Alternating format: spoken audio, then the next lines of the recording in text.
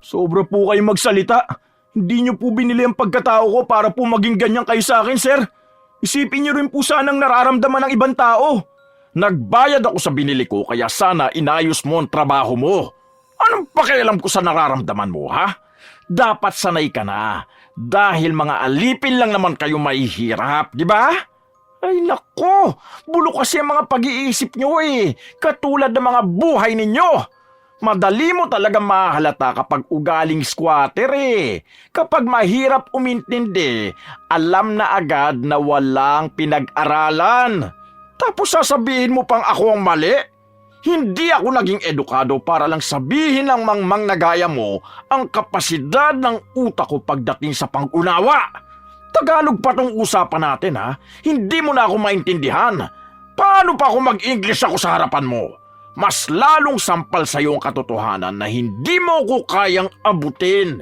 Dahil ang mahirap na gaya mo, palaging nakayuko sa lupa at namumungkal ng makakain mula sa mga tira-tira naming mayayaman. Iba-iba man ang trabaho ng bawat tao, lahat ay may mahalagang ambag sa lipunan. Tulad ni Oliver, isang delivery rider. Bit-bit niya araw-araw ang pag-asa ng kanyang pamilya. Kapalit ay pagod at panganib sa kalsada. Ngunit ang trabaho na para sana sa kanyang pamilya ay klase rin ng trabaho na magdadala sa kanya sa kapahamakan. Magkakaroon pa kaya ng maayos na pakikitungo ang bawat tao kung malalaman din nila ang pinagdaraanan ng iba? O sadyang may mga tao pa ring magiging masama kahit pa man pinarurusahan na sila gamit ang itim na kapangyarihan? Mahal, ang tubig mo, huwag mong kalimutan. May dala ka bang extrang t-shirt mo? Yung towel mo ha? Huwag ka magpapatulo ng pawis. Naku, hindi ka pa naman pwedeng magkasakit. Alam mo naman na ang hirap ng buhay ngayon. Opo, mahal ko. Dala ko lahat ng kailangan ko. Nandun yung sa compartment. Nakakainis ka na, panay ka ganyan. Nag-aalala ko sa'yo. Sa susunod kapag may nakita ka mas maayos na trabaho, pasukan mo na yun. Ayokong palagi kong iniisip na nasa kalsada ka, lalo na ngayon na ang daming nababalita na puro na lang aksidente ang nangyayari. Nag-iingat ako palagi dahil may pamilya akong uuwian. Nag-iingat ako kasi alam ko na naghihintay sa akin ng maganda kong misis at ang anak kong pogi na tulad ko. Masasanay ka rin na palagi akong nasa kalsada. Mas maganda nga itong ganitong trabaho eh. Alam mo ba na si paring Troy? Ang laki ng kinikita niya kada araw lalo na kapag ang daming booking. Tapos may tip pa ang mga customer. Hindi mo naman kasi maiaalis sa akin na mag-alala sa'yo eh. Hindi ako makampante sa kalsada. Kasi, sige, sabihin na natin na nag-iingat ka nga. Pero paano naman yung ibang driver na pwedeng makapagpahamak sa'yo? Sa isip mo lang yan, okay? Kailangan natin to. Dahil ang laki ng gastos natin pang araw-araw. Kailangan ng anak natin ng gamot. Tapos kailangan pa rito sa bahay. Ayoko naman na ikaw ang mag-isip palagi ng pera. Tiwala lang ha. Kaya naman natin to eh. Palagi kang magdadasal ha. Para may gabay ka kapag nasa kalsada ka. Kahit na ayaw ni Elvira na paalisin ang asawa niya, kailangan nilang magkaroon ng pagkakakitaan. Luma na ang motor na gamit ni Oliver pero magagamit pa naman yon para sa pagdala ng mga kailangan niyang i-deliver. 10 taon na silang kasal at mayroon silang isang anak na mayroong sakit sa baga. Yun ang dahilan kaya humahanap ng pera si Oliver para makaipon ng pera na magagamit nila pampagamot sa bata. Sa paglipas ng mga araw, naging maayos naman ang lahat para kay Oliver. Ito pala yung pambayad sa kuryente at sa tubig. May bigas pa naman tayo, no? Yung kikitain ko bukas, bibili ako ng 1 sakong bigas tapos ikaw na lang ang mag-grocery. Bilang mo na rin ng merienda si B-Boy. Konting tipid lang muna tayo sa budget. Salamat, mahal ko. Ang swerte namin ni B-Boy dahil sobrang responsable mo. Kahit na nahihirapan ka na, todo kayod ka pa rin. Kaya alam ko talaga na tama ang lalaking pinakasalan ko dahil palagi mong pinapakita na gusto mong umasenso para sa pamilya natin. Swerte pa ba kayo sa lagay na to? Hindi ko nga kayo mabigyan ng magandang buhay eh. Nagtitiis kayo sa patingi-tingi lang. Lalo ka na. Nung kinasal tayo, pinangako ko sa'yo na bibigyan kita ng magandang buhay. Pero anong nabibigay ko sa'yo? Puro na lang yata problema. Ano ka ba? Hindi ba ilang beses ko nang sinabi sa'yo na huwag mong mamaliitin ang sarili mo? Grabe na nga ang sakripisyo na ginagawa mo eh.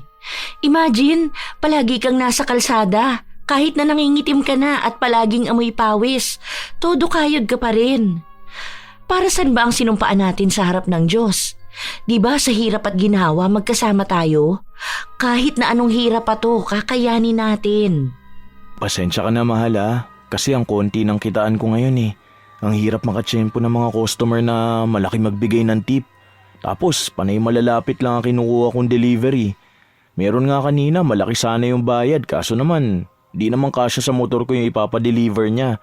Tapos babasagin pa. Gusto ko sanang patusin kaso baka masira ako tapos ako pa magbayad. Minsan nga kapag nasa kalsada ako tapos nakakakita ako ng pamilya na masayang nasa labas, iniisip ko kung kailan ko kaya yun magagawa sa inyo. Ang dami kong pangarap, kaso ang hirap abutin. Ayos na nga ang sakto.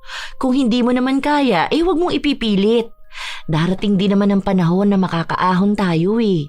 Ang mahalaga, hindi ka sumusuko at may pangarap ka. Kaya huwag mo nang pag-iisipin yan, ha? Pag-usapan na lang natin ang trabaho mo. Kumusta naman ang pakikisalamuha sa ibang tao? Alam mo ba mahal ko, dito sa trabaho kong to, nalaman ko na iba-iba pala talaga ang ugali ng mga tao, no? Kasi may mga mababait, yung iba nagbibigay pa sa akin ng tubig. Meron naman mga masusungit. Yun bang kaalis ko lang para magatid sa kanila panay ang tawag? Baka raw kasi mang-scam ako. May mga madaling pakiusapan, may sakto lang. Meron na sobrang hirap kausap. Ay, pahabaan na lang talaga ng pasensya. Siguro, marami din mga scammer sa ganyan, kaya akala nila lahat gagawin yun. Hindi ba natatrack sa app kung sino ang rider? Di ba meron naman nun? Nung nakaraan pinakita mo sa akin yun ah.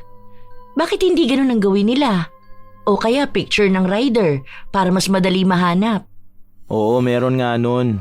Pero may ibang nagdi-deliver kasi na nakikigamit lang ng app. Kaya yung nakalagay na name nila, hindi talaga yun yung rider. Ilang beses na raw kasi sila natakbuhan ng gamit. Kapag hinahanap nila yung name na nasa app, sinasabi na hindi rin niya alam. Medyo matagal din kapag mag-submit sila ng ticket para sa reklamo nila. So, magulo talaga. Ito kanina lang to nangyari kasi di ba meron kaming pwesto kapag magpapahinga. Ang dami ko nakikitang rider dun. May isa dun ang sabi niya ang sungit daw ng customer. Kaya ang ginawa niya, tinagalan niya mag-deliver. Naghihintay pa siya ng double booking. Parang nangiinis pa talaga siya lalo. Oh, bakit naman niya yun ginawa? May mga kakaiba rin kasing ugali ng rider na ganyan. Tapos iisipin ng iba pare-pareho kayo. Kaya kahit hindi mo gawin, magagalit din sila sa'yo. Hindi ko nga rin alam sa kanya Basta ang sabi niya kapag hindi kasundo ang customer, pinapahirapan niya. Minsan kinabukasan niya pa hinahatid yung item kahit gaano pa yun kahalaga. Tinuruan niya nga ako na pwede naman daw kaming manguha hanggang 3 booking. Sinubukan ko yun kaso lang ang hirap pala. Parang maghapon ka rin maghihintay. So yung pagdideliveran mo, maghapon din maghihintay. Ang malala pa ka mo kapag traffic. Medyo hindi ako sanay sa ganun Kasi tawag na ng tawag yung customer. Ano ba yung mga mahihirap i-deliver? Bukod sa babasagin, yung pagkain. Kasi minsan naaalog sila sa box. Lalo na kapag may sabaw natatapon. Kapag ganun, nagagalit na yung customer. Minsan hindi ko nakikita kapag nag-a-accept ako ng order. Kaya saka lang ako magka-cancel kapag nandun na ako. Mahirap din pero kaya naman para sa pamilya. Isa pa sa nakakatuwa kapag nakakausap ko yung ibang mga rider. Meron kasi doon kapapanganak lang ng asawa niya. Tapos kinukwento niya na halos 15 hours na siya sa kalsada para makarami ng booking. Iba-ibang account hawak niya Ako nga, pinag-iipunan ko ngayon yung Grab para dagdag kita rin. Kahit wag na yung ganun. Ayos na nga yan na 8 hours ka lang Maayos din naman ang kita mo. Huwag mo masyadong abusuhin ang katawan mo dahil baka nakakalimutan mo na tumatanda ka na. Lagpas ka na sa kalendaryo, mahal. Kailangan ng katawan mo ng sapat na pahinga. Grabe ka naman sa tumatanda. Pogi pa rin naman ako, di ba? Tignan mo nga, dami pa rin lumilingon sa akin. Sus! Lagi ka naman pogi eh. Kahit na amoy pawis kang umuuwi, ang pogi mo pa rin. Okay lang tingnan ka nila, basta dapat akin ka lang. Naku naman, naglalambing yata ang asawa ko ah. Ano bang gusto mo? Gusto mo ba ng baby girl? Mahal naman eh, ano ba? Umayos ka nga dyan. Nakakainis na! Tigilan mo yan, nakikiliti ako! Mahal! Tignan mo, kahit na ilang taon na tayo mag-asawa, kinikilig ka pa rin sa akin. Grabe, baliw na baliw ka talaga sa kapugian ko, no? Eh sino ba namang hindi kikiligin sa pagiging maalaga mo sa pamilya? Ayan, lumalaki na naman ang ulo mo kapag sinasabihan kang pogi. Basta pangako ko sa inyo, mahal. Kapag naging maayos na tong trabaho na ginagawa ko, makakagala rin tayo sa magagandang lugar. Tapos sa birthday ni B-Boy, kakain tayo sa magandang restaurant. Magsasangyupsal tayo. Pero dun tayo sa mamahalin para masarap ang karne. Kahit saan pa yan, basta magkakasama tayo. Kahit simple lang yan o sa mumurahin pa. Ang mahalaga naman doon, masaya tayo at magkakasama sa lahat ng mahahalagang araw para sa atin. Basta ako gusto ko sa magagandang lugar. Kasi deserve nyo rin maranasan yun. Sa dami mo ba namang tiniis, hindi sapat ang simple bilang pasalamat ko sa'yo. Gusto kong mas lalong ipakita kung gaano ko ba kamahal ang pamilya natin. Alam mo ba, kapag nasa labas ako tapos nakakakita ako ng magagandang lugar, naiisip kita. Kasi dati kapag nagde-date tayo, hilig natin magpunta kung saan-saan. Tapos ngayon naiisip ko na kapag nagkapera ako, dadaling ko kayo doon ni B-Boy. Gusto ko kasi na makita nyo rin ang magagandang lugar na nakikita ko. Maraming pangarap si Oliver para sa kanyang pamilya. Nais niyang makabawi sa sakripisyo ng kanyang asawa, sa mga pagtitiis nito sa hirap para lang makasama siya. Mahal niya ang pamilya niya, kaya lahat ay gagawin niya para lang sa kanila. Habang nagpapatuloy ang mga araw, nagkakaroon ng aberya ang trabaho ni Oliver. Dahil na rin sa panahon at sa iba't ibang tao na nakakasalamuha niya. May mga araw na mababait lahat ng customer. Meron namang araw na halos lahat sila ay masusungit. Pero kahit na ganon, tuloy lang siya sa laban dahil mas pinaninindigan niya na mas mahalaga ang pangarap niya para sa kanyang pamilya. Naku mahal, bilisan mo, magpalit ka kaagad ng damit. Basang-basa ka ng ulan. Bakit ngayon ka lang umuwi? Ang sabi ko naman sa'yo kanina, umuwi ka na, di ba? Para sana hindi ka naabutan ng ulan. Alam ko na pawis ka kanina, tapos naulanan ka pa. Baka pasmahin ka niyan eh, magkasakit ka pa. Ayos lang ako, mahal. Kanina kasi pauwi na dapat ako kaso may nag-book malapit lang sa dadaanan ko. Kinuha ko na, sayang naman eh. Dagdag kita rin yun. Saka nasiraan ako ng motor, inayos ko pa. Hindi ko naman alam na bubuhos ng ganyang kalakas ang ulan. Alam mong ayaw ko ng ganito eh. Kanina pa ako nag-aalala sa'yo. Ayos na ba ang motor mo? Kinakabahan pa naman ako kapag naririnig ko na may nasisira sa motor mo. Baka kung anong mangyari sa'yo. Ay naku, hindi ko talaga kakayanin. Kumalma ka na, mahal. Oo, ayos naman eh. Medyo kinakalawang na rin kasi yung kadena. Hindi ko na kasi nalalagyan ng langis. Pero bukas bibili ako. Tapos mag-change oil na rin ako. Okay lang ang lahat, ha? Ikaw palagi ka na lang nagpapaka-stress. Sabi ko naman sa'yo, walang masamang mangyayari sa akin. Pwede pa bang ibiyahe yan? Baka madisgrasya ka naman kasi. Bukas, ipaayos mo na lang muna. Huwag ka na pumasada ha. Check mo muna kung maayos ba yan. Luma na kasi yan eh. Ilang beses na yung pinagawa. Alam ko yan, pwede pa naman yan eh. Ikaw ang dapat kumalma kasi masyado ka natataranta. Matagal na nating gamit ang motor na yan kaya alam ko na bawat parte dyan at kung ano ang sira. Hindi naman ako babiyahe kung alam kong delikado eh.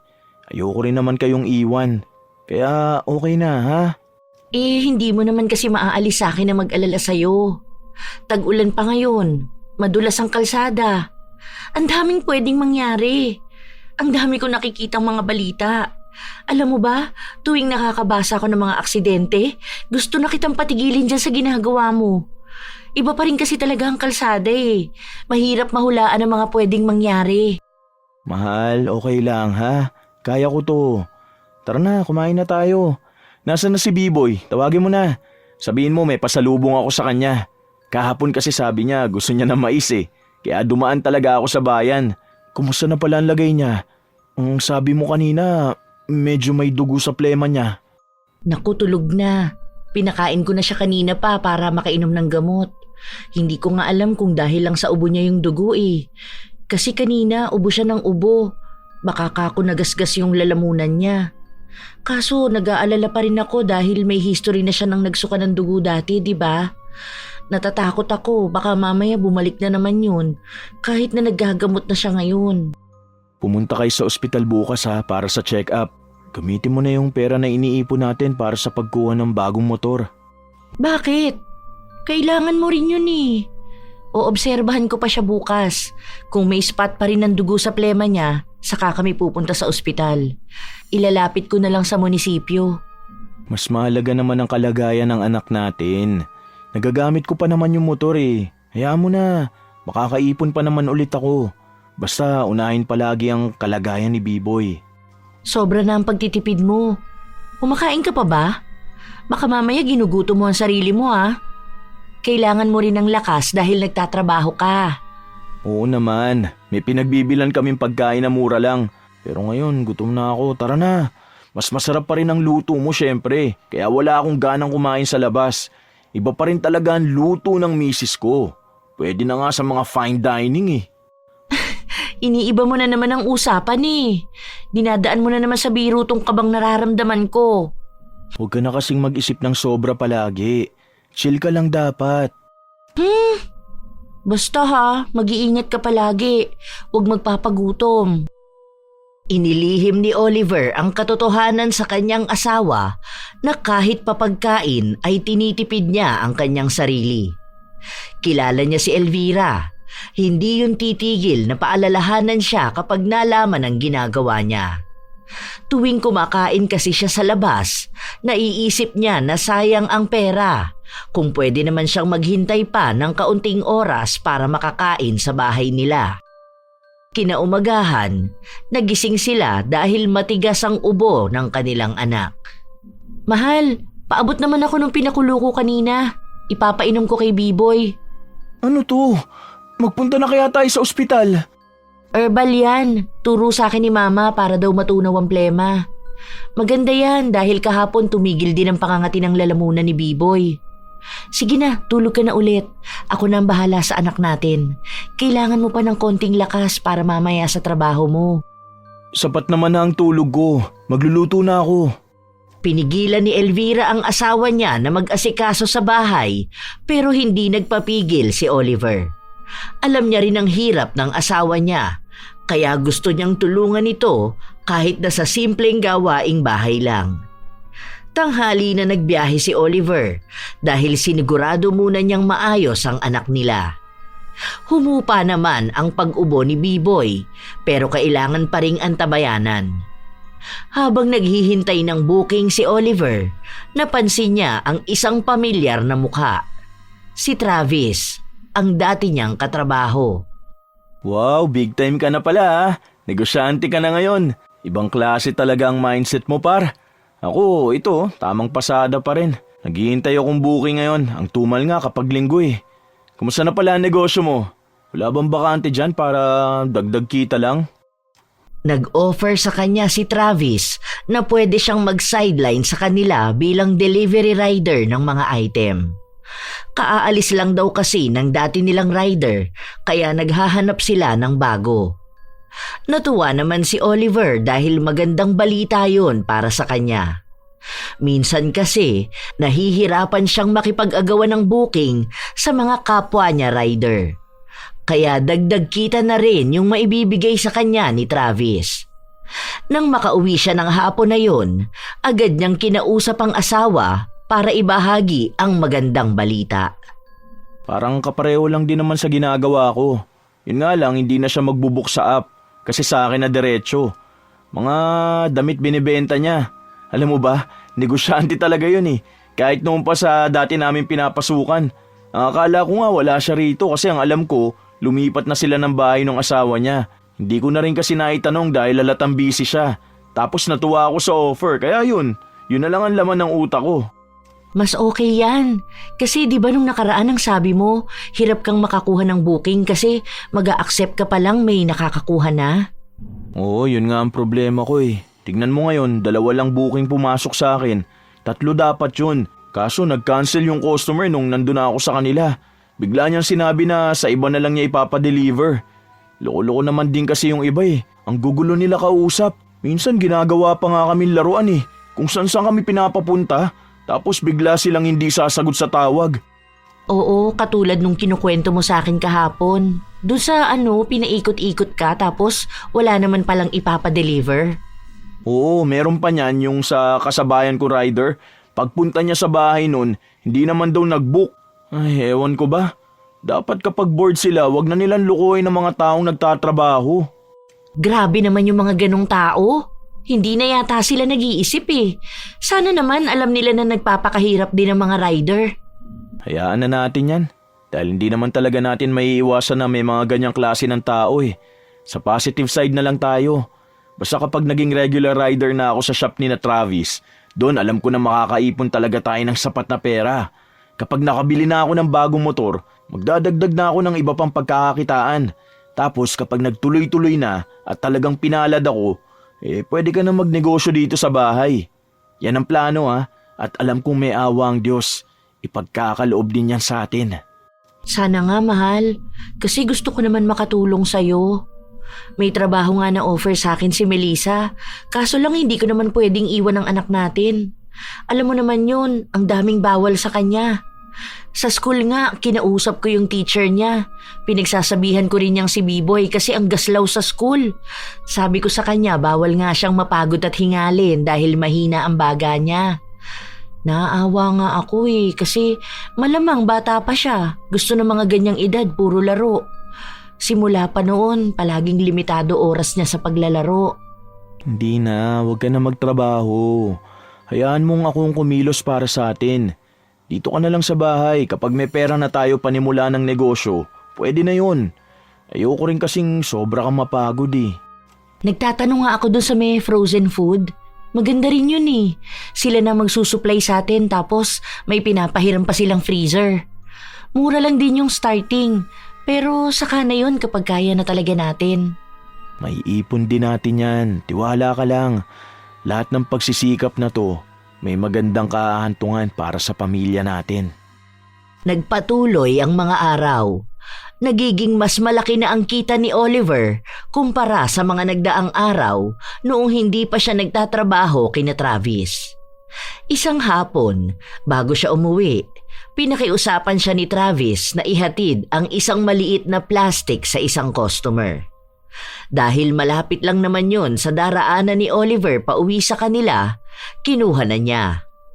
Nang makarating siya sa bahay ng pagdedeliveran niya, halos 1 oras siyang naghihintay sa labas dahil walang sumasagot sa tawag niya. Ilang beses na rin siyang tumatawag sa gate pero wala talagang tao na nakakarinig sa kanya. Nais na sana niyang umuwi at sabihin kay Travis na bukas na lang niya ibabalik pero saktong lumabas naman ang isang lalaki. Halatang masungit ito dahil nakakunot ang noo. Malaki ang katawan at hindi mabilang na ginto ang nakakabit sa katawan. Magandang gabi po, Sir Baron. Ikaw ba yung tawag ng tawag sa akin kanina pa? Opo, kanina pa po ako rito eh. Nag-doorbell na rin po ako pero wala pong lumalabas. Akala ko po walang tao. Bukas ko na nga po sana to dadalhin sa inyo. Paalis na po sana ako eh. Ikaw yung kanina pa nang-iistorbo sa tulog ko? Alam mo ba na pagod ako ngayong araw, ha? Wala kang respeto, no? Pasensya na po, hindi ko naman po alam. Inuutusan lang po akong dalhin to. Wala rin naman po kasing nakapagsabi sa akin na natutulog kayo. Kung alam ko lang sana, hindi po ako tumawag. Akin na nga yan. Baka nakawin mo pa yan. Ang mahal-mahal yan eh. Wala ka namang pambili niyan. Ito ang tatandaan mo sa susunod ha. Kapag natutulog ako, huwag kang mangi-istorbo. Wisit ka eh. Hindi ka marunong rumispeto ng personal space sa isang tao. Sa bagay, walang alam sa ganyan na mga mahihirap. Galawan nyo mga pang-squatter eh. Sobra naman po kayo, sir. Hindi ko rin naman po alam kung anong oras kayo natutulog. Kapag po kasi may mga deliver ako, alam na po ng customer yun kung may darating sa kanila. Minsan po sila na magsasabi kung anong oras pwedeng dalhin. Wala naman pong sinabi sa akin yung nag-utos na tulog po kayo. Ang tanga-tanga mo, no? Hindi mo ba naiintindihan ang sinasabi ko sa'yo, ha? Ano bang mahirap intindihin doon? Pinapahalata mo masyado na bobo ka eh. Ang kitid ng utak mo. Ang hirap mong pagsabihan. Sakit nyo naman po magsalita, sir. Nagtatrabaho lang po ako. Ayun na nga. Nagtatrabaho ka, hindi mo inaayos. Alam mo bang sa lahat ng pinakaayaw ko ay ang mga taong bobo? Sinira mo na ang gabi ko. Wisit na yan. Pasensya na po ulit, sir. Sige po, aalis na ako. Hindi natapos ang pagsasalita ng lalaki hanggang sa makaalis na si Oliver. Maraming beses naman na siyang nakarinig ng masasakit na salita mula sa iba't ibang tao, pero masyado siyang natamaan sa mga salita ni Baron. Nang gabing yun, naabutan siya ng asawa niya na nakaupo sa sofa at nakatulala. Ano nangyari sa'yo, mahal? Ayos ka lang ba? May problema ka ba? Wala, may naiisip lang ako. Tingin mo ba talunan akong tao? Dahil ito lang yung kaya kong trabaho? Ano ba yung sinasabi mo? Kahit na kailan hindi kita nakitang talunan. Ang trabaho mong yan ang nagbibigay pag-asa sa pamilya natin. Ang mahalaga, lumalaban ka ng patas. Kaya huwag mong iisipin na talunan ka dahil ang trabaho mo ay hindi basta trabaho lang. Kasi kami ng anak mo, proud na proud sa'yo dahil nagagampanan mo ng tama ang responsibilidad mo. Nakaramdam ng kaginhawaan si Oliver nang marinig niya ang sinabi ng kanyang asawa. Lumakas ulit ang loob niya para gawin ang kanyang trabaho. Doon niya nalaman kung para saan nga ba siya lumalaban at iyon ay para sa kanyang pamilya at sa pangarap niya para sa kanila. Kinaumagahan, masayang nagsalo-salo sina Oliver at pinag-uusapan ng iba't ibang bagay sa positibong paraan. Malapit na ang birthday ni Biboy ah. Malapit na tayong kumain sa Samgyupsal. Anak, marunong ka na ba mag-chopsticks? Kahapon pa yan nag-aaral mag-chopsticks. Nakita ko pa kanina nanonood pa ng tutorial. Excited na excited eh. Pati nga yung bigay na pansit sa kanya kahapon, chopsticks ang ginamit. Natatawa nga ako sa kanya. Nakakatuwa naman. Paborito niya kasi dun eh. Nakikita ko sa mga pinapanood niya, puro mga Samgyupsal. Alam mo ba, kahit sa mga kalaro niya, sinasabi niya yan. Itong bata na to talaga, pinagkakalat pa sa lahat. Pinagmamalaki niya yon na ililibre mo nga kami sa birthday niya. Kaya nga todo kayod ako ngayon eh, para mas maraming ipon. At kapag tapos natin kumain sa Samgyup, magpupunta naman tayo sa salon para magpareband ka. Tignan mo nga yung buhok mo, oh. Mukha ng pugad ng ibon. Tignan mo nga anak ko, baka mamaya dyan nagaling ang itlog na niluluto ni mama mo. Ikaw talaga. Umupo ka dyan. B-boy, kumain ka na. Sasabayan mo pa ang kalokohan ng tatay mo. Wag na, okay na tong buhok ko. Gagastos ka pa eh. Mahal kaya sa salon. Magpapagupit na lang ako para kahit paano, hindi rin maaksaya sa shampoo. Mas mahal ko naman kayo, no? Alam ko naman na gusto mong mapaayos ang buhok mo. Diyan mo nga ako naakit nun eh. Akala ko kinukuha na ako ng diwata kasi di ba ang sabi nila na nangunguha ng pogi ang mga diwata? Talagang diwata pa ha? Ano bang meron ngayon at ang kulit-kulit mo ha? Di ba pwede maglambing ako? Kasi nga kayo ang nagbibigay ng lakas sa akin eh. Kaya ganito ako. Ang dami kong energy. Kasi ang dami nyo ring love para sa akin eh. Yung energy ko na bigay nyo, ang gagamitin ko ngayong araw para makapagtrabaho. Para kayong superpowers ko. Kaya mas lalo kang nagiging pogi sa paningin ko eh. Ang galing mo mambola. Oh, pambobola ba yun? Nagsasabi kaya ako ng totoo. Oo na, sige na. Tara na, kumain na tayo. Ang dami mong sinasabi dyan. Masaya sila habang pinagsasaluhan ang almusal. Puro tawanan at kulitan.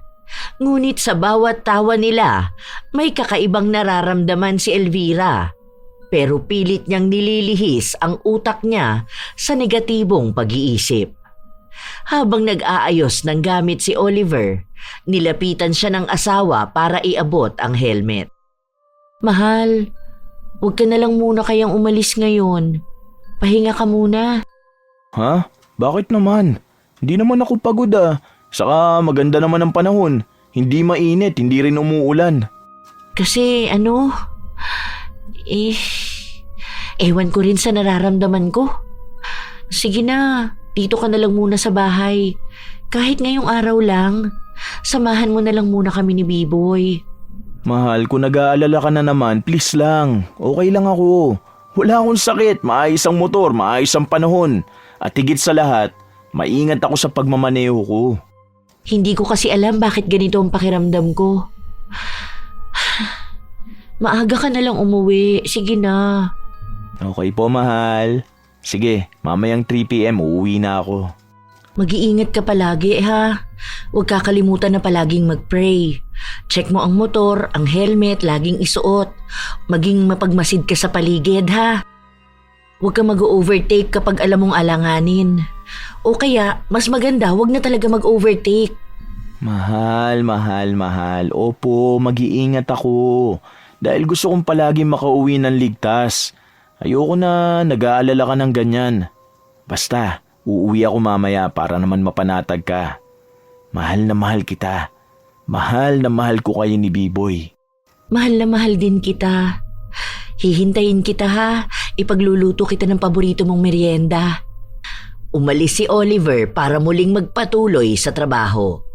Wala naman siyang napapansin na kakaiba, kaya kapag may pagkakataon siya, tinatawagan niya ang asawa niya dahil alam niyang nag-aalala ito sa kanya. Bago siya umuwi, muli siyang inutusan ni Travis na dalhin ang isang bundle ng mga damit dun ulit sa bahay ng lalaki na nangmata sa kanya. Kahit na ayaw ni Oliver, sinunod niya pa rin ang utos sa kanya dahil wala namang ibang tao na gagawa nun. Pagkarating niya, sakto naman na naroon na sa labas ng bahay ang lalaki. Bakit ngayon ka lang? Kanina pa ako naghihintay dyan. Anong balak mo? Nanakawin mo yan? Sir, ngayon lang po kasi sa akin to inutos. Saka bakit ko naman po yan nanakawin? Ni minsan po hindi ako nagkaroon ng interes sa gamit ng ibang tao. Akin na nga yan. Bibilangin ko kung kumpleto to. Ano tong mga to? Yan po ang pinadala sa akin. Mali po ba? Hindi ito ang binili ko. Nasaan na yon? Animal ka, pinalitan mo na kaagad. Aray ko, sir. Ang bastos nyo naman po. Bakit nyo po ako binato ng damit sa muka? Ano po bang mali dyan? Hindi ko po yung pinalitan. Wala akong alam sa binili nyo. Pwede nyo naman po akong kausapin na maayos eh. Hindi po yung nananakit kayo at naninigaw. Hindi ganitong kulay ang binili ko. Ang sabi ko kulay blue. Mukha bang blue to, ha? Tanga ka ba tumingin ng kulay? Kailan pa naging blue ang gray? Bobo! Nagde-deliver lang po ako, sir. Kung gusto nyo po, pwede nyo naman pong ibalik eh. Pwede naman po akong kausapin ng maayos. Kahit ako na po ang kakausap sa pinagbilhan nyo niyan. Nakakabwisit kang kausap. Wala kang alam, ha? Sana bago ka umalis doon, tinignan mong maigi para malaman mong tama ang dadalin mo sa akin. Gamitin mo rin kasi ang utak mo. Kahit nakatiting lang yan, gamitin mo. Sir, wag nyo naman po akong duruin. Di ko nga po alam kung anong order nyo eh. Dinideliver ko lang po kung ano ibinibigay sa akin. Kaya pasensya na po kung mali yan. Intindihin mo ang sinasabi ko. Ayokong paulit-ulit na lang tayo rito. Mali ka nga ng deliver. Mali ka! Ano bang hindi mo maintindihan doon, ha? Punyeta, hindi naman ako nag-i-English para hindi mo maintindihan, ha? Ang liit ng utak mo talaga! Ayoko na po makipagtalo, sir. Kasi hindi ko rin naman po talaga alam kung anong laman ng plastic na yan. Yung pinagbilan nyo po ang may alam niyan. Tatawagan ko na lang po si Travis para palitan yan. Tingnan mo, hindi talaga makaintindi. Sumasakit ang ulo ko sa'yo. Anong grade ba ang natapos mo? Nakapag-grade 3 ka man lang ba? Bakit naman po umabot sa ganyan tanong, sir? Labas na po yan sa trabaho ko. Hindi naman po yan ang usapan natin kanina. Dahil dyan makikita kung hanggang saan lang ang alam mo. Hindi ka siguro nakapagtapos ng grade 6 eh. Alata sa'yo eh. Alam mo bata, ako, ang dami kong tinapos na kurso. Principal ako sa school. Nagtapos din ako ng 3 kurso. Pumasa ako sa board exam at top notcher ako. Alam mo ang ibig sabihin nun? Matalino ako. Hindi ako bobo katulad mo. Kaya nga ganito ang buhay ko eh. Hindi katulad ng ganyan sa'yo. Nasa utak kasi yan. Kaya kayong mga mahihirap, nananatiling mahirap kasi yung mga utak nyo kapraso lang. Sir, medyo nakaka-offend naman po yan. Di naman po natin pinag-uusapan ang estado ng buhay dito eh. Hindi man po ako kasing talino nyo. Alam ko naman po ang pakikipagkapwa-tao. At ang trabaho ko po na ito ay para sa pamilya ko. Ayan na naman. Gusto mo na naman bang ulitin ko? Nananawa na ako sa paulit-ulit na paliwanag sa'yo. Kung sana gumamit ka ng utak bago mo dalin sa akin tong punyetang maling kulay na damit na to, maayos naman sana. Sir, hindi ko nga po kasi alam. Ako na lang po ang hihingi ng pasensya kung mali ang binigay na kulay sa inyo. Sorry na po. Paano nga hindi mo alam? Ikaw ang nagdala sa akin. Imposible na hindi mo tinitignan to bago mo dalin sa akin. Nagmamaang-maangang ka pa dyan eh. Mamaya yung order ko pala sa iba mo binigay. Marunong ka ba magbasa, ha? Nakita nyo naman po na nakabalot yan. Hindi ko po sinilip ang laman yan. May pangalan nyo po at kayo lang ang dinalan ko. Wala po kayong kasabayan kaya hindi po ako nagkamali. Hirap makipag-usap sa'yo. Kaya ayoko nakikihalubilo sa mga kagaya mo eh. Kaya walang pag-asang umasenso ang Pilipinas kasi may mga katulad mo. Ayan, yung mga ganyang ugali. Malamang isa ka rin dun sa mga tao na nang scam ng kapwa nila eh. May ganyan ako nakasalamuha na rider. Mali yung dinala sa akin. Bumili ako ng equipment sa online shop tapos dinala sa akin ng rider. Tapos pagbukas ko hindi gumagana. Bakit ganyan kayo ha? Pare-pareho kayo ng utak. Sir, ang trabaho po namin dalin sa inyo mga order nyo. Hindi po kayo sa amin bumili kaya po hindi namin alam kung ano po ang binili nyo. Ayun na nga. Kasi hindi nyo inaayos ang trabaho nyo. Tingnan mo nga yung itsura mo at yung motor mong kakarag-karag. Diyan pa lang makikita mo na kaagad kung anong klaseng tao ka eh. Alam ko naman po na mayaman kayo, sir. Pero wag nyo naman pong matahin ang mga katulad ko na lumalaban ng patas sa buhay. Patas? Patas ba tong panloloko mo sa akin? Hindi po kita niloloko, sir. Nagdala lang po ako niyang inutos sa akin. Nagsabi na po ako kay Travis. Akin na po yan, sir. Ibabalik ko na lang po. Hindi! Bayad ko na to! Mamaya itakbo mo pa to. Sandali lang. Kukuhanan kita ng video at ipopost kita para maging aware ang mga tao sa panloloko mo. Sir, wag naman ganyan. Wala naman po akong ginagawa masama ah. Ayan, ipapakita kong mukha mong buwisit ka para mawalan ka ng trabaho at magutom kayo ng pamilya mong dukha. Ang mga mahihirap talaga, makakita lang ng kaunting oportunidad, manloloko na eh. Kakarampot na pera lang to pero alam ko na malaking halaga sa inyo. Paano mo nasisikmura na pakainin ng pamilya mo nang galing sa panloloko mo, ha? Hindi ko ginawa yun kahit na kailan. Wala po akong pera na kinuha sa inyo, sir. Niloko mo na nga ako, di ba? Tignan mo tong binigay mong kulay sa akin. Hindi ito ang binili ko. Ano, saan ka pupunta? Aalis ka na? Hindi pwede yan. Baka gusto mong ipabarangay kita ngayon, ha? Huwag akong kinakalaban mo. Dahil kamag-anak ako ng mayor. May mga kakilala at kumpadre ako mga pulis. Kaya kitang ipahuli ngayon mismo. Please naman, sir. Nagtatrabaho lang naman po ako eh. Hinihintay na rin ako ng pamilya kong umuwi. Wala akong pakialam sa lintik mong pamilya. Hindi pa tapos ng problema ko. Kung sana inayos mo ang pagbibigay sa akin ng kulay, hindi na aabot sa ganito. Pwede mo naman sabihin sa akin na hindi mo alam ang pagkakaiba ng mga kulay. Pwede ko naman sabihin sa'yo eh. Kaso hindi. Nagmamagaling ka pa. Hindi ko naman po alam kung anong mali ang aaminin ko, sir eh. Hindi ko nga po alam na mali ang binigay sa inyo. Sana po maintindihan nyo naman yun. Ako pa ngayon ang hindi makaintindi? Ako pa ang pinagsasabihan mo? Hindi ako bobo katulad mo. May pinag-aralan ako para sabihin ko sa'yo. Kahit na kanino ka magtanong, alam nilang may utak ako. Mas lalo mo kong ginagalit eh. But wala kang kayang ipagmalaki sa akin dahil nagbayad ako para dito. Binayaran kita. Dapat alam mo ang serbisyo na dapat mong gawin. Hindi yung tatanga-tanga ka dyan tapos magmamaang-maangan ka pa at sa akin isisisi ang hindi mo maintindihan. Kapag sinabi kong mali ka, mali ka! Gusto mo bang unti-untiin kong ipaliwanag para mas maintindihan mo? Ang simple lang na sinasabi ko sa'yo pero walang pumapasok dyan sa kukote mo. Kaya hindi na rin ako magtataka kung hindi ka na makakaahon sa kahirapan dahil mahina yung utak mong animal ka. Sobra po kayong magsalita. Hindi niyo po binili ang pagkatao ko para po maging ganyan kayo sa akin, sir. Isipin niyo rin po sanang nararamdaman ng ibang tao. Nagbayad ako sa binili ko kaya sana inayos mo ang trabaho mo. Anong pakialam ko sa nararamdaman mo, ha? Dapat sanay ka na dahil mga alipin lang naman kayo mahihirap, di ba? Ay nako, bulok kasi ang mga pag-iisip nyo eh, katulad ng mga buhay ninyo. Madali mo talaga mahalata kapag ugaling squatter eh. Kapag mahirap umintindi, alam na agad na walang pinag-aralan. Tapos sasabihin mo pang ako ang mali? Hindi ako naging edukado para lang sabihin ng mangmang na gaya mo ang kapasidad ng utak ko pagdating sa pang-unawa. Tagalog pa tong usapan natin ha. Hindi mo na ako maintindihan. Paano pa ako mag-English ako sa harapan mo? Mas lalong sampal sa iyo ang katotohanan na hindi mo ko kayang abutin. Dahil ang mahirap na gaya mo, palaging nakayuko sa lupa at namumungkal ng makakain mula sa mga tira-tira naming mayayaman. Hindi tumigil si Baron sa mga salitang masasakit na ibinabato niya kay Oliver. Pinipilit lang ding lunukin ni Oliver ang mga yon dahil alam niyang hindi siya mananalo.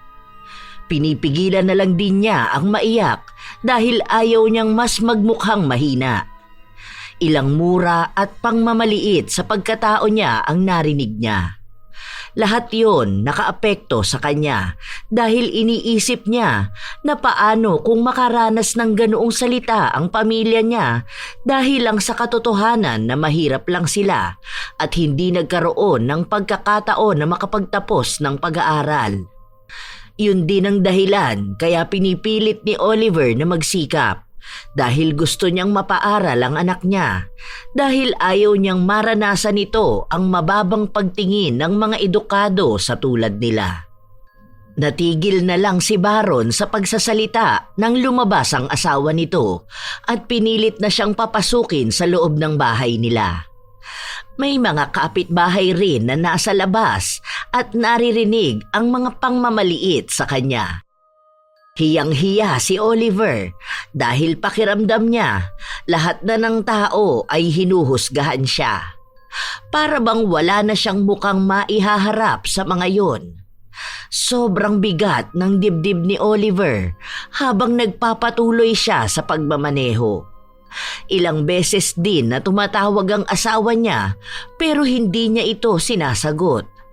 Pati kasi sa pamilya niya, naaawa na siya. Bumaba ang tingin niya sa kanyang sarili. Para bang inalisa na rin siya ng karapatan na mangarap.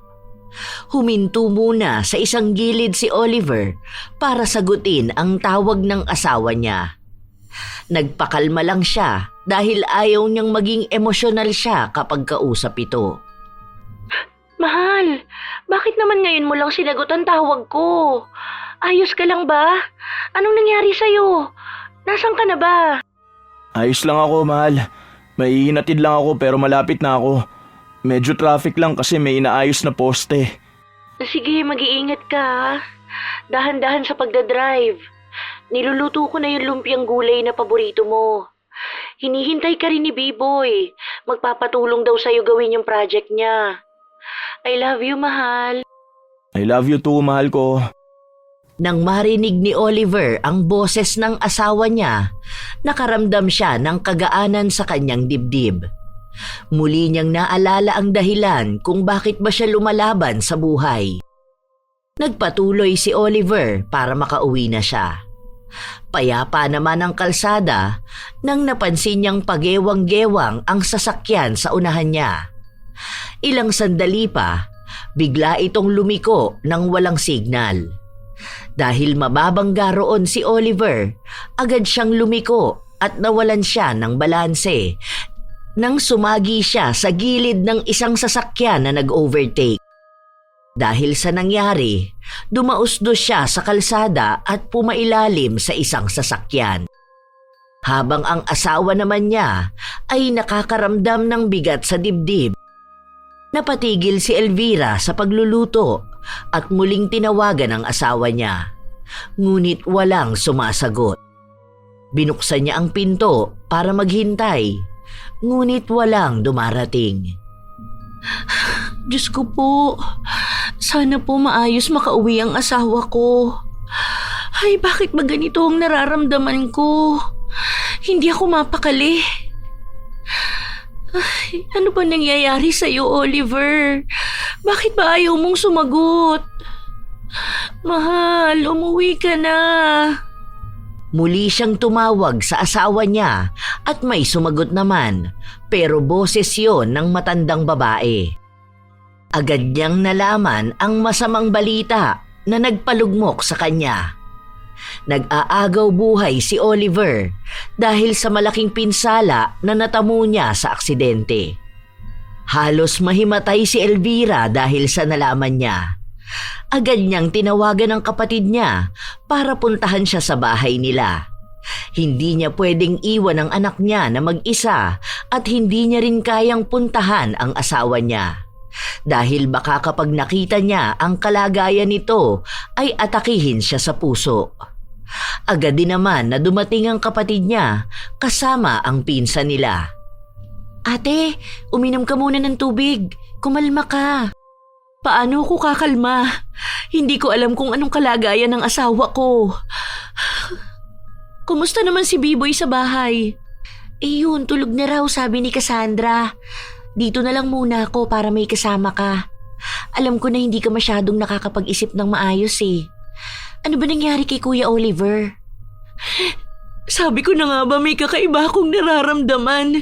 Kaya ayaw ko siyang magbiyahe muna. Panay ang tawag ko sa kanya. Nakausap ko pa siya, ang sabi niya pauwi na siya. Tapos hanggang sa nabalitaan ko to, hindi ko na alam ang gagawin ko. Hindi ko kaya kapag nawala ang asawa ko.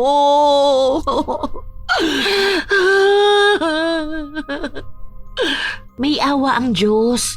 Magiging maayos din si Kuya. Huwag kang mag-alala. Baka bukas magigising na siya. Ikaw, kailangan mong magpalakas at tatagan ng loob mo. Kailangan ka rin ng anak niyo, ate. Ang daming tumatakbo sa utak ko. Pwede bang wag muna kayong umuwi ni Cassandra? Hindi ko to kaya mag-isa. Oo, te. Wala naman kaming pasok. Basta magpakatatag ka, ha? Huwag kang basta susuko sa pagsubok na to.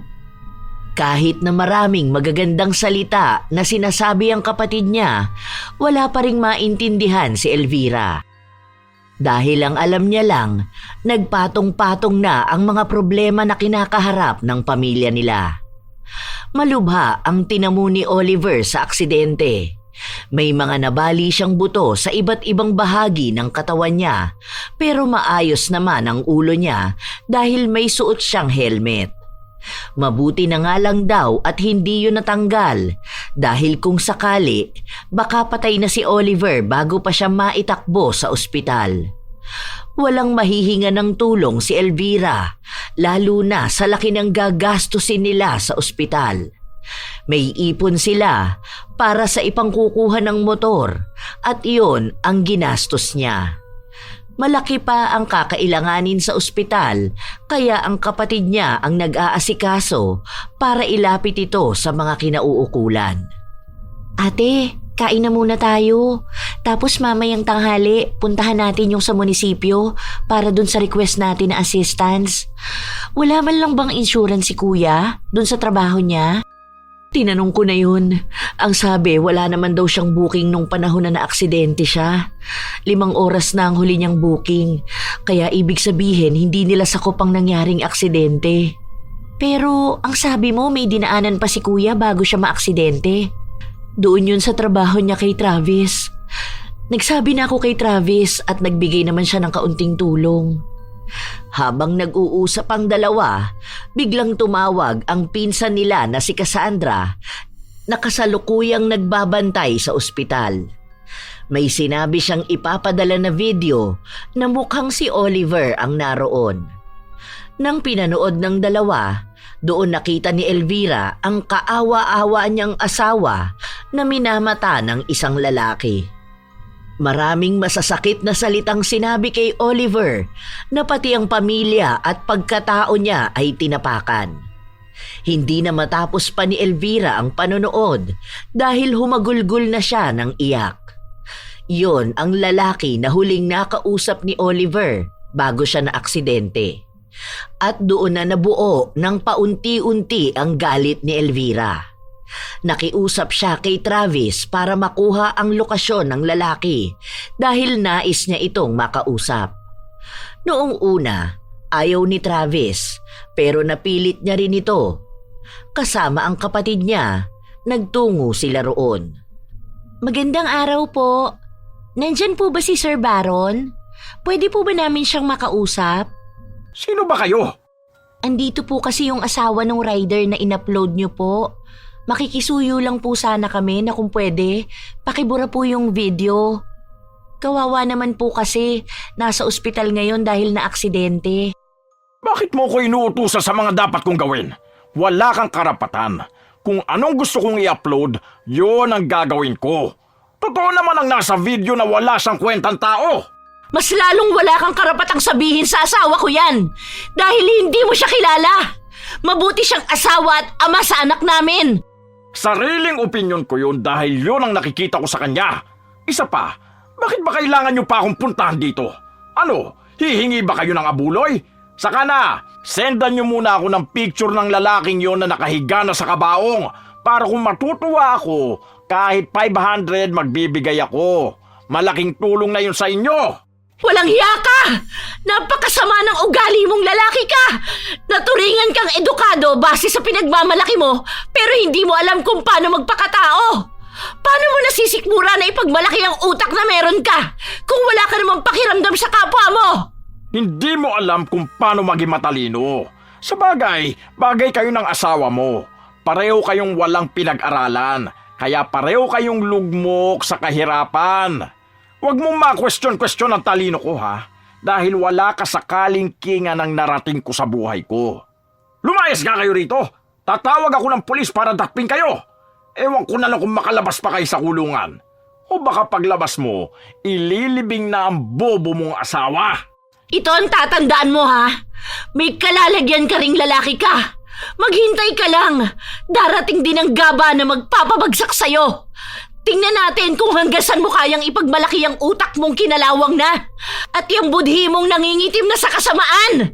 Hindi ako natatakot sa mga katulad ninyo. Wala naman kayong kayang gawin kundi ang iasa sa karma ang mga nangyayari. Lumayas na kayo rito! Wag na kayong babalik sa bahay ko, mga buwisit kayo! Inalalayan ni Aiki ang ate niya para umalis na roon.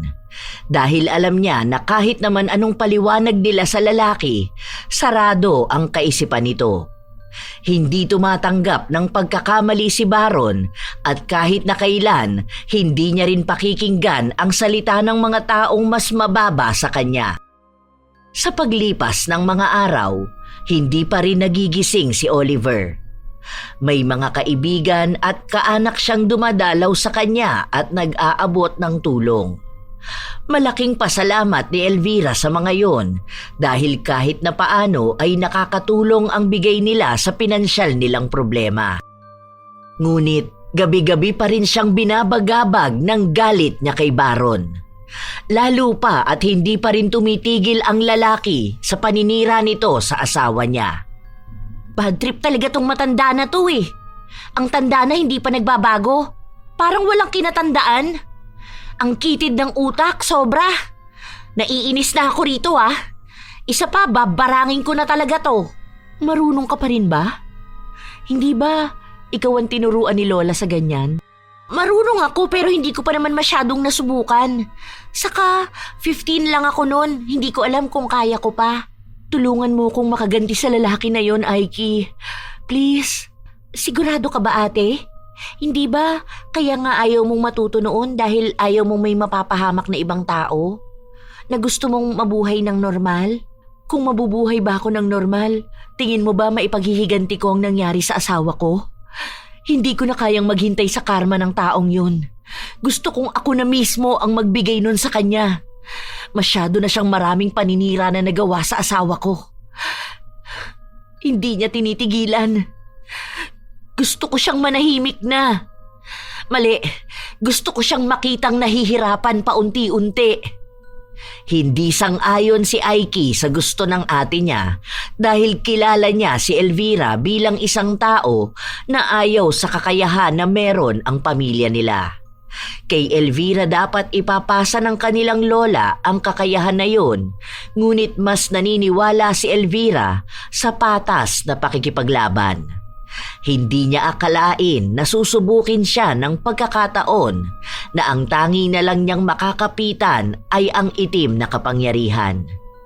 Naninibago si Aiki sa ritual na ginagawa niya dahil gagawin lang nila yon sa pamamagitan ng pangalan na nakuha nila sa account ng lalaki at mga litrato na nakolekta nila rito. Mabigat ang enerhiya, kaya alam ni Aiki na mabigat din ang magiging pataw sa lalaki na yon. Wala si B-Boy sa bahay nila dahil inaalagaan ito ng mga magulang ni Oliver. Nang matapos ang ritual, pumunta sila sa ospital para makipagpalitan kay Cassandra sa pagbabantay. Hindi pa rin nagigising si Oliver, pero hindi pa rin nawawala ng pag-asa si Elvira. Nagagaling din ang asawa niya. Mahal ko, gising na dyan.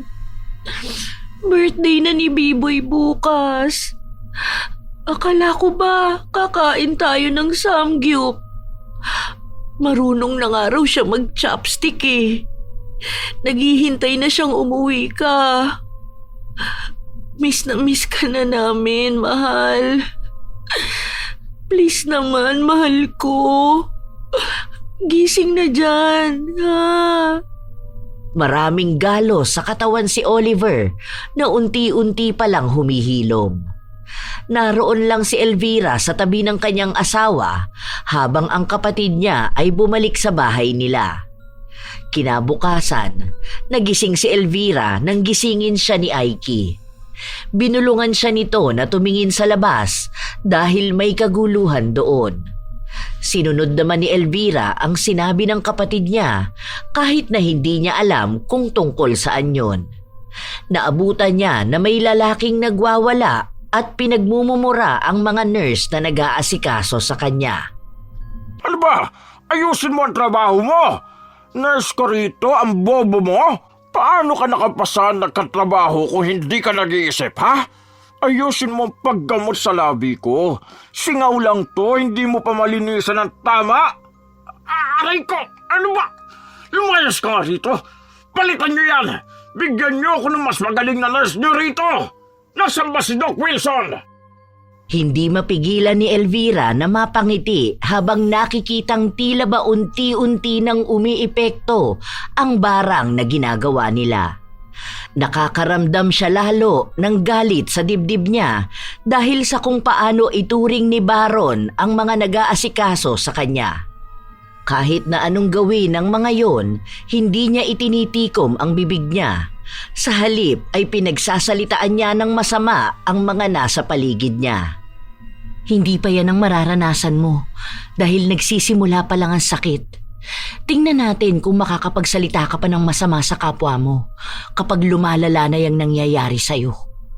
Habang nag-iingay si Baron, sinadya ni Elvira na dumaan para makita siya nito. Hindi nga siya nagkakamali dahil agad siyang nakilala nito. Tiningnan siya ng masama at para mas lalo itong maasar sa kanya, tumayo siya malapit dito para tingnan ang nangyayari sa kanya. Anong ginagawa mo rito? Pinapanood kung paano ka makarma. Isipin mo yun, nagpapagamot ka na nga lang, kailangan mo pang pagsalitaan ng masama ang mga nurse? Grabe namang ugali yan, Manong. Hanggat hindi ka nagbabayad sa kanila, wala kang karapatan na pagsabihan ako kung pinagsasalitaan ko man sila ng masama. Dahil totoo naman kung hindi sila gagamit ng utak, hindi sila dapat magserbisyo rito. Saka ano bang pinagsasasabi mong karma ko? Wala akong ginagawa masama kaya hindi ako makakarma. Baka sa susunod mo pa malalaman kung anong karma ang nangyayari sa'yo. Ang sama kasi ng lumalabas sa bibig mo eh. Ayan, malapit ng mabulok. Sasabihin ko sana na kawawa ka. Kaso, hindi pala pwedeng kaawaan ng taong walang awa sa iba. Deserve mo yan. Tinalikuran ni Elvira si Baron na walang ibang ginawa kundi ang magmura at magalit. Lumipas pa ang 2 araw, muli na naman silang nagkita sa ospital dahil mas lalong namaga ang nguso ni Baron. Ang malala pa, may maliliit na uod na lumalabas sa sugat niya. Nakakadiri itong tignan, pero bawal itong takpan dahil mas lalong lumalala. Napansin ni Elvira na nililinisan ng nurse ang sugat na yon at isa-isang tinatanggal ang mga uod. Pero si Baron patuloy pa rin sa pagsasalita ng masasama. Kumusta ka na? Yan ba ang nangyari sa'yo? Buti na ibubuka mo pa yung bibig mo. Hindi ba yan sumasakit kapag nagsasalita at nagagalit ka? Ikaw na naman. Ano bang kailangan mo sa akin? At panay kasunod? Ito ba yung gusto mo makita, ha? Hindi lang yan. Pero sana makita ko yung mas malala pa dyan. Yun bang hindi mo na maibuka ang bibig mo? Para naman manahimik ka na. Inuuod na yung bibig mo. Paano? Puro bulok ang lumalabas na salita sa'yo. Alam mo kung anong mabubulok? Ikaw at ang pamilya mo kapag hindi mo ako tinigilan. Kaya ko kayong ipatumba sa totoo lang. Alam mo, wala ka na talagang pag-asa eh. Sobrang sama ng ugali mo. Hindi ka man lang magbago, ganyang may nangyayari na sa'yo. Ano ba naman sana na ma-realize mo na may mali ka rin, tapos magbago ka. Alisin mo yung mga pinaggagawa mong kasiraan sa ibang tao na hanggang ngayon nasa account mo pa rin. Alin ba ron? Yung asawa mo? Hindi ko alisin yun kahit na anong mangyari. Para habang buhay rin yung bitbitin ang kahihiyan niya. Totoo naman ang pinagsasabi ko at hindi ko nakasalanan kung nasaktan siya. Sa halip na bigyan ka pa ng pangalawang pagkakataon, hindi na mangyayari. Sa sama ng ugali mo, dapat hindi lang bibig mo ang inuuod. Dapat buong katawan mo na dahil yung bulok mong ugali, hindi na yan kailanman magbabago. Ganito na ang ugali ko nung tanan kaya hindi ako magbabago dahil lang sa sinabi mo. Ito na ako at wala akong nakikitang mali. Yun na nga ang mali sa'yo. Hindi mo nakikita ang problema sa sarili mo. Mas higit na kilala ko ang sarili ko kaysa sa kilala mo ko. Hindi yung basta mauunawaan ng mga taong mababa ang kapasidad ng utak. Pumantay ka muna sa level ko bago mo ako payuhan. Dahil kahit na minsan, hindi ako makikinig sa mga taong mababa. Hindi ako yuyuko para pakinggan ka. Ikaw ang tumingala sa akin dahil mas lamang ako sa iyo sa lahat ng bagay. Tanggapin mo yon at itatak mo sa kukote mong gamunggo. Parehos lang kayo ng asawa mo. Mahina ang utak. Sana sumama ka na lang sa kanya kapag mamamatay siya. Pwede rin isama niyo ng anak niyo para naman mabawasan ang pasakit na tao sa Pilipinas. Wala naman kayong pakinabang eh. Pabigat lang kayo sa lipunan at sa gobyerno. Hindi kami kailanman naging pabigat sa ibang tao. Nagtatrabaho ng marangal ang asawa ko. Oo, hindi kami nakapagtapos ng pag-aaral katulad ng nagawa mo. Pero hindi ibig sabihin na wala na kaming alam sa buhay. Minsan, kayong mga may pinag-aralan pa ang madalas umaasta na may ugaling kalye. Ang ugali mo, hindi man lang pumantay sa utak mo. Masyadong mataas ang tingin mo sa sarili mo eh. Samantalang ang ugali mo, sa kanal naman nagmula. Ngayon na nakikita kitang nagkakaganyan at walang pagbabago sa ugali. Tama lang na pagdusahan mo yan ang habang buhay. Tutal hindi ka naman na magbabago eh. Sayang lang ang pagkakataon na sinayang mo. Hindi ka nagpakita ng kaunting pagpapakumbaba para sana kaawaan pa kita kahit na paano. Hindi mo ako kailangang kaawaan. Ikaw ang maawa sa sarili mo at sa buhay mo. Mayaman ako. Kaya kong gumastos para sa sarili ko. Hindi ako katulad mo na magmamakaawa pa ng abuloy sa iba. Hindi lahat nababayaran ng pera. Tingnan na lang natin kung hanggang kailan ka isasalba ng pera mo. Tingnan natin kung hanggang saan ka dadali ng pinakahuling sentimo na meron ka. Hindi na nakipagtalo pa si Elvira. Umalis na siya at umuwi sa bahay nila para ayusin ang gamit ng anak niya. Nasa ospital din kasi si Biboy dahil umatake na naman ang sakit niya sa baga. Ang tumutulong na lang kay Elvira ay ang magulang at kapatid ng asawa niya. Kahit na paano ay nakakaluwag-luwag siya dahil sa iilang mga tao na nagpapaabot ng tulong. Sa paglipas ng mga araw, nawala na ng balita si Elvira tungkol kay Baron dahil hindi na niya ito nakikita sa ospital. Ilang araw pa ang lumipas, nagkaroon na ng magandang pagbabago kay Oliver hanggang sa tuluyan na siyang nagkaroon ng malay. Salamat naman at nagising ka na, mahal ko. Ay, nako. Miss ka na namin ni B-Boy. Pasensya ka na, mahal, kung nangyari to sa akin. Pinag-alala pa kita sa gastusin. Huwag ka na mag-alala. Ang mahalaga, maayos ka na. Huwag mo na uulitin yan, ha? Hindi ko alam ang mangyayari sa akin kapag nawala ka. Hindi namin kakayanin ni B-Boy.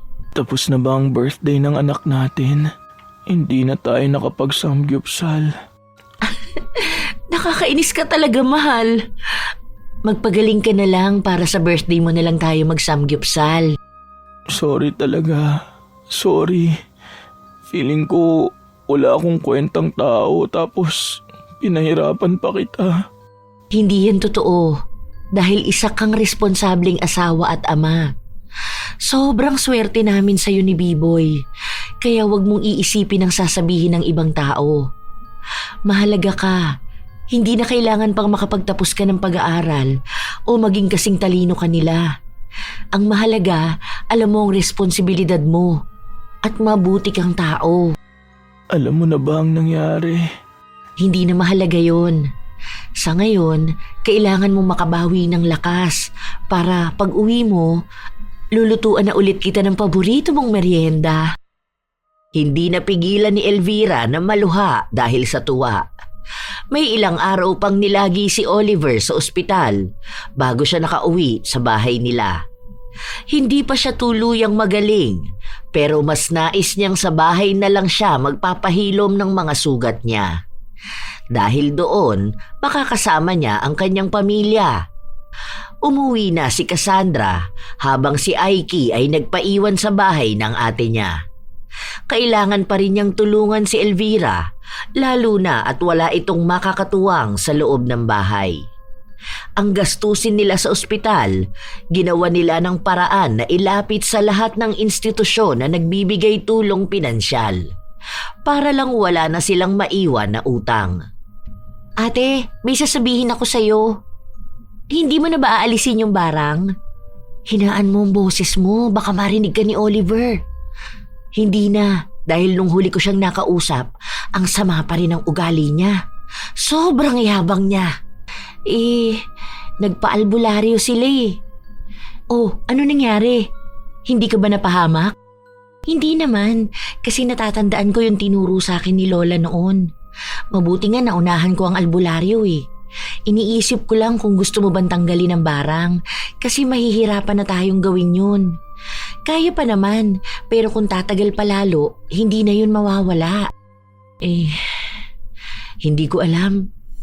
Kahit na paano ay may awa pa ring nararamdaman si Elvira. Kahit na sabihin niyang galit na galit siya kay Baron. Nais niya pa ring magbigay ng isa pang pagkakataon.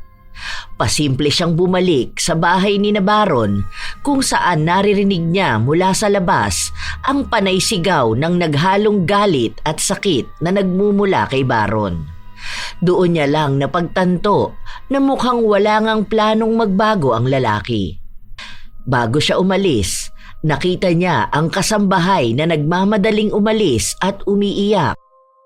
Narinig pa niya ang usapan ng dalawa at sinabi na hindi na nila kayang magtiis pa sa kanilang trabaho.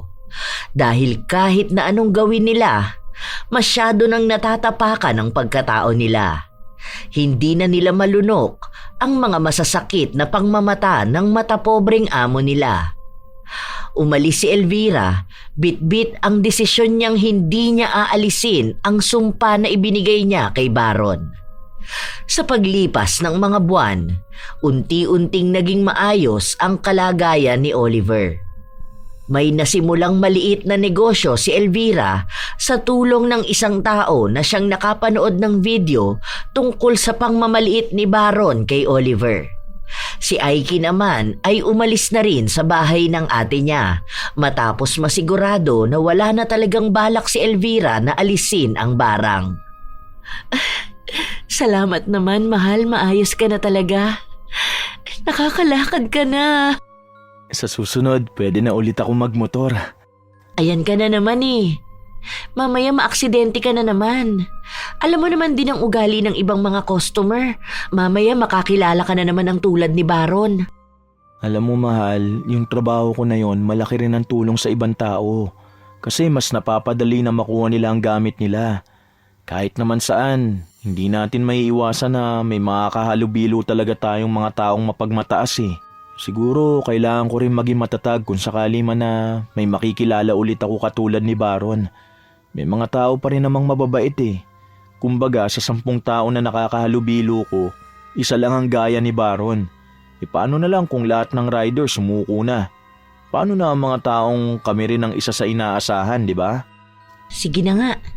Kung saan ka magiging masaya. Basta palagi ka lang mag-iingat. Opo mahal. Hindi ko naman sasayangin ang pangalawang buhay na binigay sa akin eh. Sana nga wala nang tao pang katulad ni Baron. Isang tao na sobrang taas ng tingin sa sarili. Inaakalang pwede niya lang tapakan ng mga taong mas mababa sa kanya. Tara na, excited na si Biboy sa samgyupsal. Sa pagpapatuloy ng mga araw nila, nagiging maayos ang kanilang pamilya at kabuhayan. May nagiging sapat na silang pera para magpatuloy sa pagpapagamot ng kanilang nag-iisang anak. Mahirap man ang napagdaanan nila, naniniwala pa rin ang mag-asawa na darating din ang panahon na makaaahon sila. Sa tagal ng panahon na wala nang balita si Elvira kay Baron, nakita na lang niya ito sa post na nanghihingi ng tulong ang kanyang asawa. Dahil naubos na ang kayamanan niya dahil sa sakit niya. Wala ring ibang taong nais na tumulong sa kanya dahil sa sama ng kanyang ugali. Nalaman din ni Elvira na hanggang sa panahon na yon ay hindi pa rin nagbabago si Baron. Mataas pa rin ang tingin niya sa kanyang sarili kahit na walang-wala na siya. Ni hindi niya magawang magpasalamat sa mga taong nanatili sa tabi niya. Doon lang napagtanto ni Elvira na sadyang mayroong mga tao na kahit na anong mangyaring pagdurusa sa buhay, kailanman hindi magpapakumbaba at mas pipiliin pa rin nila na maging mayabang kaysa umamin na kailangan nila ng tulong ng iba. Na minsan talaga, wala sa edad, pinag-aralan o trabaho makikita ang ugali ng isang tao. Katulad ng sinabi ni Elvira na hindi lahat ng edukado ay dapat nirerespeto. Ang bawat trabaho din ay may kanya-kanyang papel sa buhay ng bawat individual.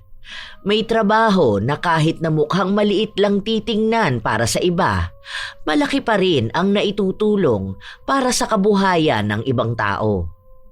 Huwag maliitin ang isang tao base lang sa trabaho niya. Dahil ang kahit na anong trabaho, kung lumalaban ng patas, mas malaki pa rin ang maitutulong nito sa kanilang pamilya. Hindi kailanman magiging basehan ang propesyon o trabaho para lang makuha ang respeto. Huwag pairalin ang yabang dahil sa mundong ito, hindi natin alam kung hanggang kailan ka nasa itaas at hanggang kailan mananatiling mababa ang taong minamaliit. Hindi kailanman naging kahinaan ang pagiging simple o ang pagkakaroon ng mababang trabaho. Mas kahanga-hanga pa nga ang mga taong tahimik lang, pero araw-araw ay nagsusumikap at lumalaban ng patas. Hindi nanlalamang, hindi nagmamayabang, at higit sa lahat, hindi nakakalimot tumulong sa kapwa. Sa bawat pawis ng isang marangal na manggagawa, naroon ang tunay na tagumpay. Shout out sa ilan sa mga solid na tagapakinig ng mga istorya ni Lola Telang. Hi kila Noy07, Carmela Bendaño, Lovely Abainza, Rowena Genilia and Family, Lenny Lagrana, Shaira May Espiritu, Erlinda Tolenada, Mirna Alfaro, Hawina Zan, Josie Aniban, Justina Benliro. Hi kay Maria Laurino, kay Mary Cortado, Jesus Alegre, Marvin Vega, Yoli Vos, Nel Golong, LVMD ng El Salvador, Jocelyn Magalona, Emma Suwico Cabalquinto, Purita Cabilis, Angelica Loar, Johnny Bell Esposo. Salamat sa pakikinig kina Rosalyn Cordova, Letty, Nympha, Rose, Arvin ng Jollibong Calamba, Laguna, Janice Naldoza, Brents Recto, Yurime, Ace Fantinalgo, Jocelyn Arroyo, Zach Tuiza, Jevel Rosas, Kem Paulo Evaristo, Angelina Ignacio, Elizabeth Hardenil, Rochely Del Rosario, Cindy May Habahab, Baby Ko Montez, Kimberly Española, Dandy Panal, Petronila Balyelos, Rosalyn Percoma, Merly Villarimo, Evie Bognot ng AJJ Garment, Dapdap Tarlac, Junef Casinaw, Casinaw Family, Dagdag Family, at Dulgime Family ng Taytay Rizal. Hi kila Noemi Garcia Pabunan, Jocelyn Nazareno, Sally Albino, Sita Jane, Ellen Joy Reanzares, Mami Lenny Padolina ng Cosmo Medical ng Malvar, Ami Bug, Rosel Nabo, Linda Trinidad, Irma Umali, Daphne Alejandro at sa kanyang tita Elvira Alejandro, kay Kuya Aljun, Tito Rolando Alejandro at kay Ella ng Morong Rizal. Shout out kila Angelica Yawan, Mary Ann Malila, Ebelia Malila, Mares Malila at Ivy Malila, RV Tiong, Rachel Montero at Accounting Department ng ISDH Narvacan, lalong-lalo na kina Sir JP, Jepoy, Michael Kong, Jade Jedang, Danica Dina, Erika Pedang, Kevin at Rachel. Shout out din kina Bevelyn Ganda, Elaine Sexy at kay Rachel Pretty. Hello din sa mga solid listeners na sina Grace Abela, Emily Romero, Ami Lorin, Jenny Luis, Estelle at John D.